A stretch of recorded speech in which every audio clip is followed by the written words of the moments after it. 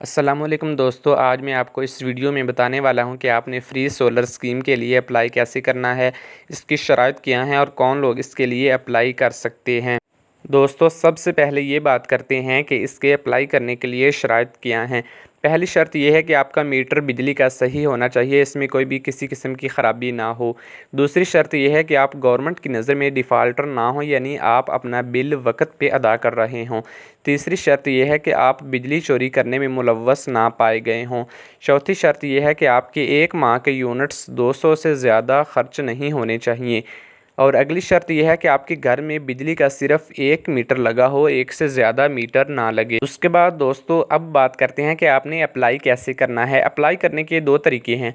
एक तो आप गवर्नमेंट की ऑफिशियल वेबसाइट के ज़रिए अप्लाई कर सकते हैं, और दूसरा और बिल्कुल आसान तरीका ये है कि आपने अपने मोबाइल नंबर से अपने बिजली का रेफरेंस नंबर और अपना CNIC नंबर लिखकर 8800 पर मैसेज कर देना है। तो आपको आपकी अहलियत के बारे में बता दिया जाएगा कि आप इसके लिए अहल हैं या नहीं। दोस्तों, अगर आपको ये वीडियो अच्छी लगी हो तो वीडियो को लाइक ज़रूर करें, कमेंट करके अपनी राय बताएं, और ऐसे मज़ीद मालूमात वीडियोज़ देखने के लिए हमारे चैनल को सब्सक्राइब ज़रूर करें।